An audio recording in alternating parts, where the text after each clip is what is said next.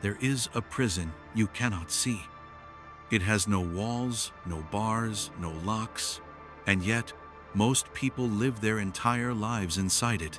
They walk freely, speak loudly, appear autonomous. But beneath the surface, every movement is restrained by invisible chains. Friedrich Nietzsche saw this prison. He named it simply the crowd, not as a group of people, but as a force, a current, a collective pressure so subtle, so omnipresent, that most never even feel it pressing against their skin. It begins early. The moment you are born, the world starts telling you what to be, what is good, what is bad, what is normal, what is safe, what is acceptable.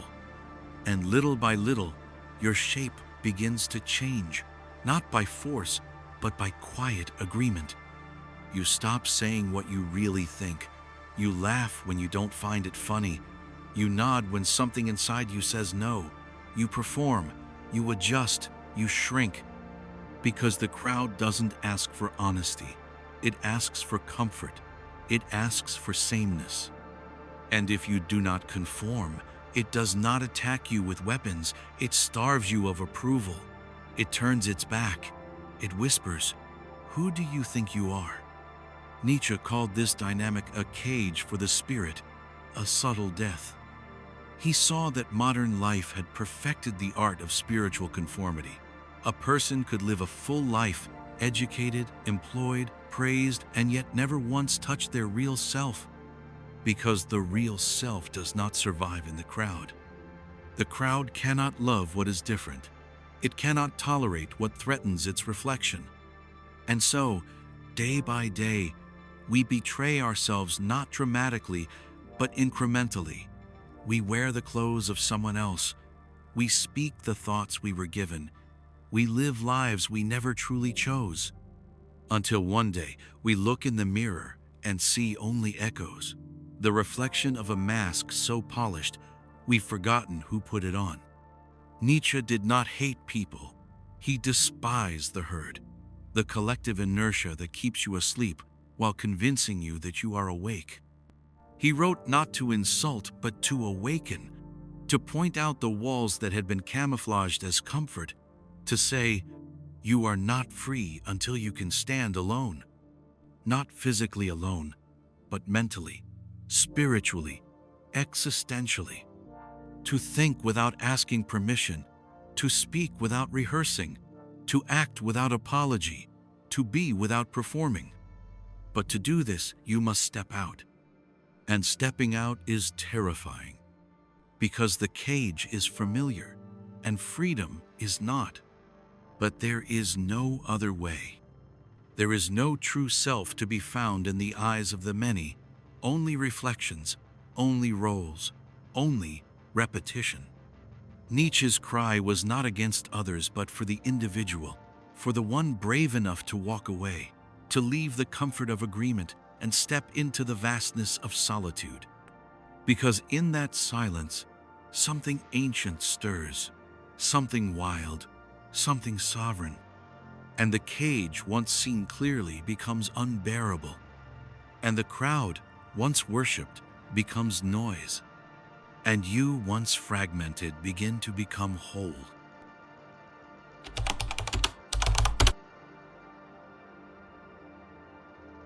In a world obsessed with connection, solitude is a quiet act of rebellion. Not the loud kind, not the angry withdrawal, but the kind that moves slowly, inwardly, like a tide, pulling you back from the noise. For Nietzsche, solitude was not a punishment. It was a necessity, not a refuge for the broken, but a furnace for the strong. He did not mean loneliness, the ache of absence. He meant something far more dangerous, far more sacred, a deliberate turning away from the crowd, a deliberate stepping outside the circle of expectations. To walk into solitude is to say, I will no longer let the world tell me who I am. It is not the easy path. Solitude demands everything. It strips you bare. It removes the mirrors. It tears down the scaffolding of praise and belonging. And without that, who are you? Without the likes, without the applause, without the nods of approval, are you still you? Most people never find out. They remain forever entangled in the web of relationships and obligations and performative speech, never asking if any of it reflects their soul. Nietzsche saw solitude not as escape from the world, but as a return to oneself. He believed that the truth of who we are can only emerge in silence when the echoes of others fade, when the roles fall away, when the masks lie unused on the floor. It is in solitude that the inner voice is finally heard. The voice that doesn't shout, the voice that doesn't flatter, the voice that doesn't conform, the voice that asks hard questions. Do you really believe what you say? Do you actually want the life you live? Who are you when no one is looking? These questions are not gentle, they are fire. But that fire is sacred. It burns away illusion, and what remains is real. Nietzsche knew only in solitude can a person begin to create. Not imitate, not recycle, but create from the root, from the strange ancient center of the self.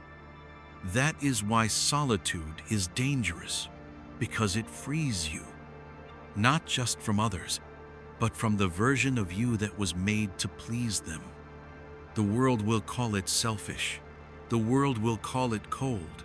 The world will say, "You're pulling away." But Nietzsche would answer, "Yes, and toward what matters." Because only those who walk alone can return with something new, something true. And that return, if it happens, is not a circle, but a spiral. You are not the same. You do not speak the same. You do not need the same. You have met yourself, and that changes everything.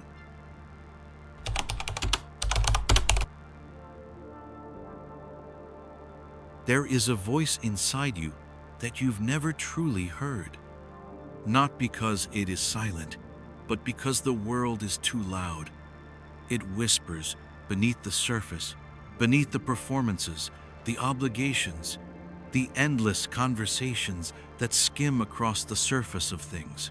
It speaks slowly, patiently, waiting for the noise to die down. Nietzsche believed that most people never hear this voice, not because they lack depth, but because they never enter silence long enough for it to emerge. They spend their lives in the crowd, and the crowd never stops speaking. It speaks in advice, it speaks in judgment. It speaks in the form of what's expected, what's trending, what's appropriate. And so the inner voice is drowned, not silenced, but overpowered. Until you leave. Until you step into solitude, real solitude. Not isolation out of bitterness, but the chosen kind. The kind that says, "I want to hear myself before I forget the sound." It's a strange experience the first days of silence. At first, your mind echoes with borrowed language, phrases you didn't create, opinions you absorbed without question, goals that never belonged to you. But slowly, if you stay, the inner world begins to shift. Like a fog lifting from a landscape you didn't know you'd lost. Thoughts come that you haven't thought before, not because they're new, but because they've waited. They've waited for the moment you were no longer trying to impress anyone. Nietzsche wrote for that moment. He believed that only in solitude does truth begin to form, not as doctrine, but as your own. The kind that comes not from agreement, but from confrontation. Confrontation with the self, confrontation with your contradictions, confrontation with your forgotten dreams. And eventually, if you're brave enough, confrontation with your own freedom. Because that voice inside you is not passive. It doesn't want you to stay safe. It doesn't want you to fit in. It wants you to become. And becoming is disruptive. It's dangerous. It changes your relationships. It threatens your identity. It tears down the story you've told yourself and asks you to write a new one from scratch without applause. That's why most people avoid solitude. Not because they fear being alone, but because they fear who they might become if they truly listened. Because then they would have to act, and once you hear your voice, really hear it, you cannot pretend you didn't. You cannot go back to the crowd and believe in its illusions. You cannot wear the old mask without choking on it. You are no longer safe, but you are no longer asleep. You are alive, and you are yours.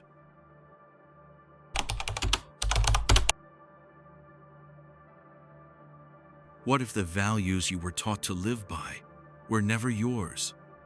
What if goodness, as you were told to define it, obedience, humility, modesty, compromise, was not virtue, but control? Friedrich Nietzsche did not simply question morality, he exposed it. He looked at the virtues society praised most and asked, who benefits from this? And more often than not, the answer wasn't you. He called it herd morality, a system of values built not on truth, but on tameness, a morality designed to keep the majority passive, predictable, comfortable, weak. In the herd, to be good means to be accepted, to fit in, to avoid conflict, to stay within the lines. But what if the lines were drawn to keep you from yourself? Nietzsche believed that true freedom could not be found within this morality, because it was never about you. It was about managing the crowd, making people easier to rule, easier to please, easier to shame. He saw how this moral code twisted language. Self-respect became arrogance, willpower became aggression, solitude became selfishness, courage became foolishness.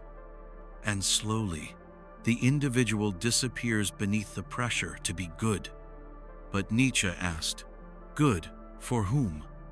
The herd doesn't care about your soul, it cares about your compliance. It wants you kind, but not powerful.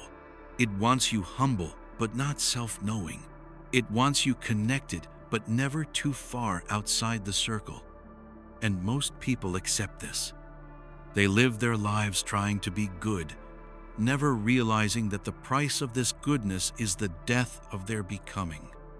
Because to truly become yourself, you must break away from the values that were assigned to you.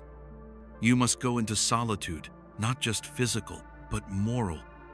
You must ask, what do I believe? What do I love?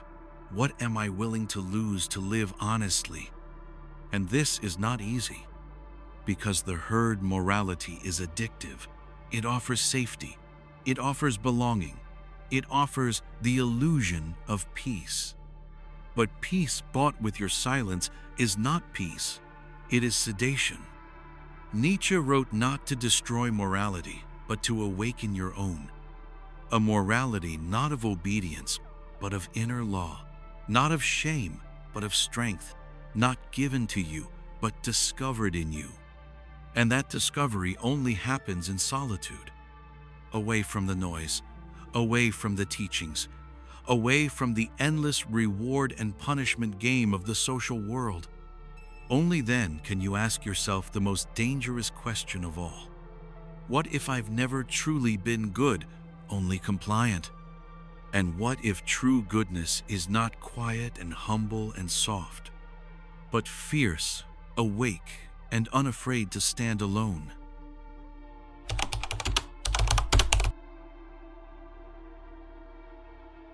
Solitude is not peaceful in the beginning. It is not soft. It does not welcome you with comfort. It burns. Nietzsche understood this better than most.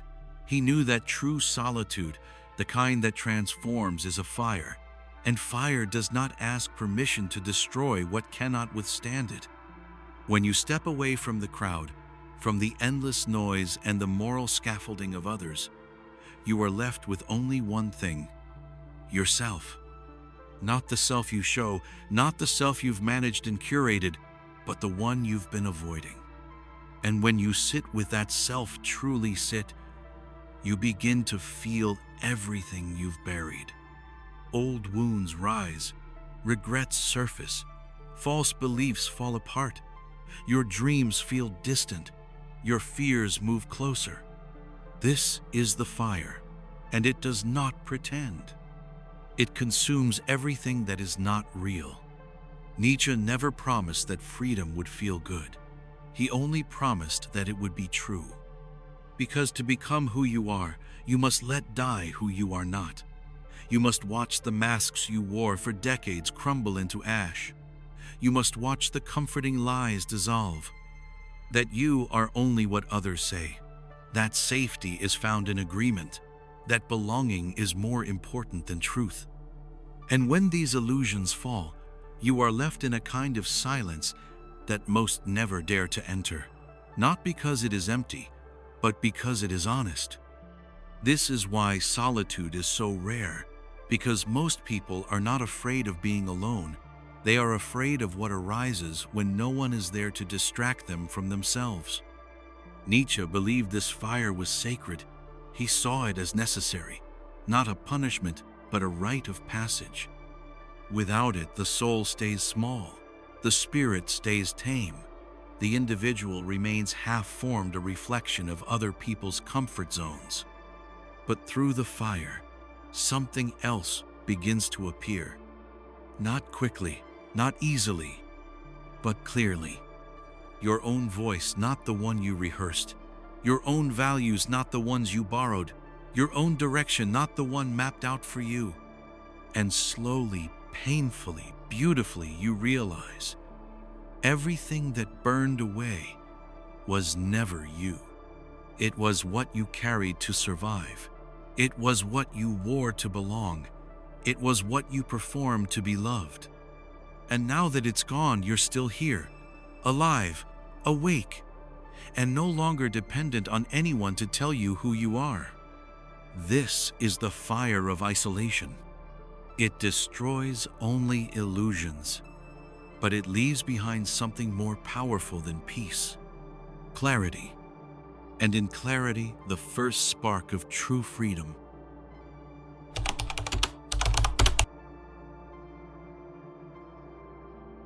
Not all freedom is real. Some freedom is cosmetic, a change of scenery, a different job, a louder voice, but the chains remain, invisible, internal, unquestioned. Real freedom, the kind Nietzsche spoke of, is not granted. It is born, painfully, silently, through solitude. After the fire of isolation, something begins to shift. It's not dramatic. It's not cinematic. It's not even visible to others. But inside you, a space opens. A space that was once filled with noise, with judgment, with comparison, with the constant static of other people's expectations. Now it is quiet, not empty quiet.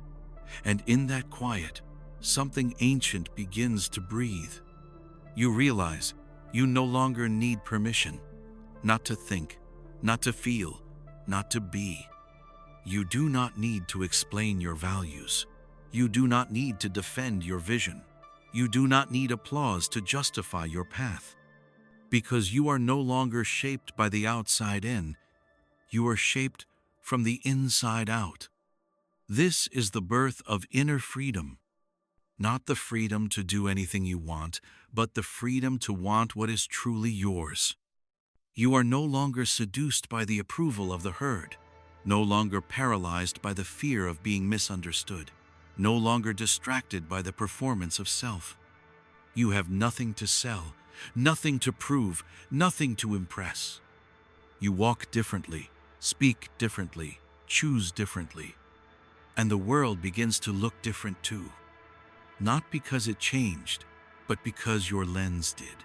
The illusions no longer work, the lies no longer stick, the roles no longer fit. You do not need to be admired to feel alive. You do not need to be followed to feel real. You do not need to be seen to exist. Because you have seen yourself. And once that happens, truly happens, the crowd loses its power. Its rewards feel shallow. Its threats feel laughable. You are no longer their reflection. You are your own source. Nietzsche knew that the rarest kind of person was the one who became themselves completely, unapologetically, without compromise. And this kind of person is born only through solitude, because only in solitude do you realize. Freedom is not doing whatever you want. It's becoming someone who no longer wants what keeps them enslaved.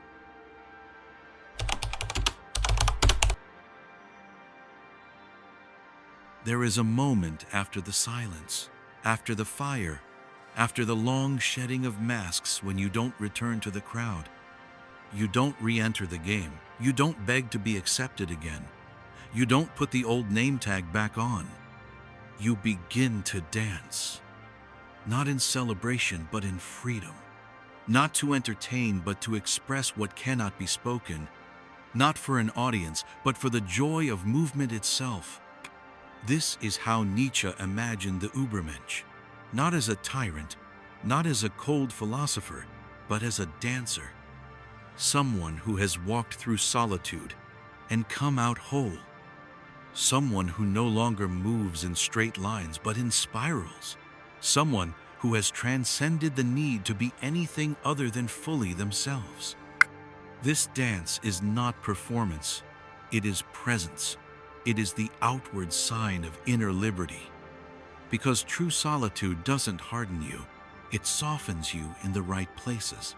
It strips away arrogance and leaves clarity.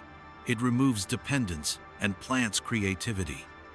You become your own center of gravity.